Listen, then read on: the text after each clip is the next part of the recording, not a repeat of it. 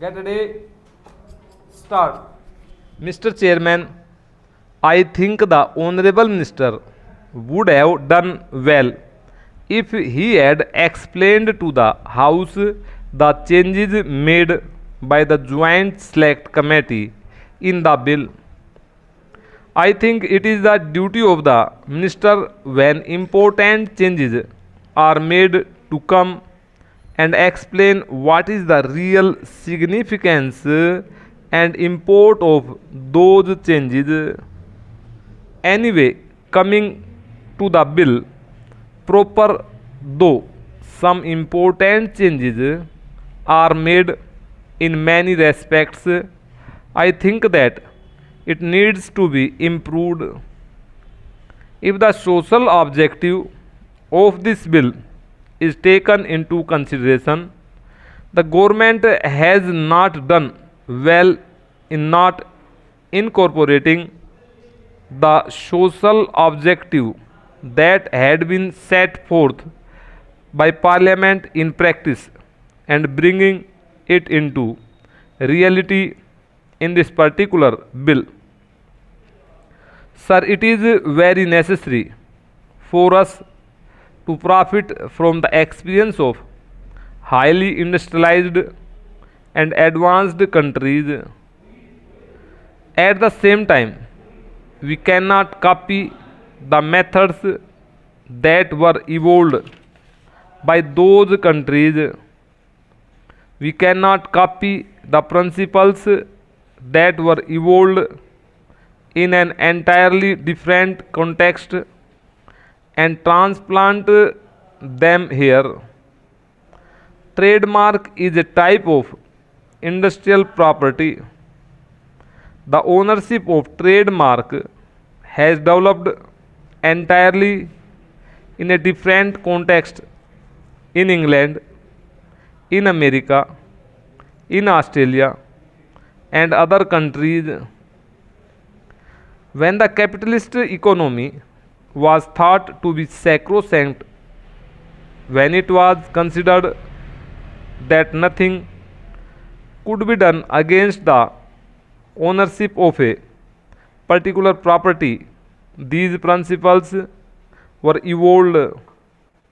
Here, when we have set before us the social objective of establishing a socialistic pattern of society, when we have decided to have, besides a heavy industries sector, a cottage industries sector, and a small industries sector, it is perfectly obvious that we cannot transplant those principles and ideas without the necessary modifications. If we look at the bill, it will be perfectly obvious that though the Joint Select Committee has amended it to some extent, as far as this important aspect is concerned, it has ignored the fundamental or the basic objective. Let me illustrate my point. Here, as I have just now informed the House, our social objective is to establish a socialistic pattern of society. But we also envisage a heavy industries sector, a cottage industries sector, and also a small industries sector.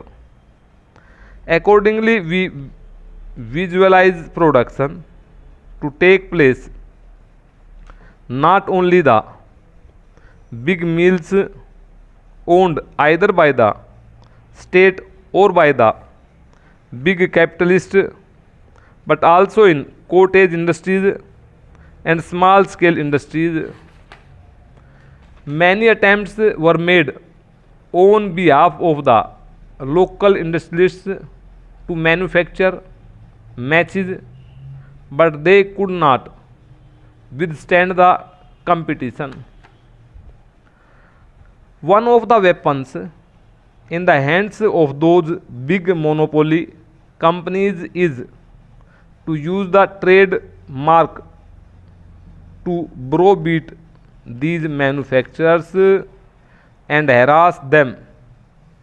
This is not the only measure to curb these big monopolists, these foreign monopolists. We should see that this particular trade mark does not become a weapon in the hands of those big monopolists to browbeat the small industrialists. Sir, that devoted follower of Gandhiji and the present member of the All India Khadi and Village Industries Board, Sri Satish Das Gupta, has brought out in his brochure, which I think was circulated to all the members of parliament, as to how these big monopolists are endangering the very existence of small industries, and that too especially of the handmade and cottage industries.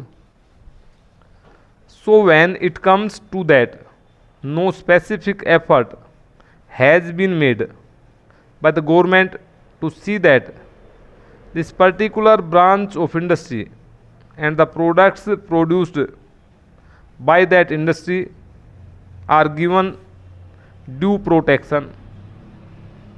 When we brought it to the notice of the ministry that in order to protect these products of the cottage industries and the small scale industries, some specific provision should be introduced in respect of zonal registration. Our request was refused. It has been argued that since the provision has already been made for the limitation of this trademark to a particular territory, no necessity exists for this zonal registration. But if we examine this thing, sir, we can perfectly understand that the registrar has got the power to limit the jurisdiction of a particular registration to a particular territory. By that, the small manufacturer does not derive any benefit. So we suggested that some scheme for registering these small scale products should be evolved, and it should be called zonal registration. There are many manufacturers who produce for the local area and whose produce is consumed locally. There are many varieties of beedies. There are many varieties of foodstuffs which are locally manufactured and which are also locally consumed.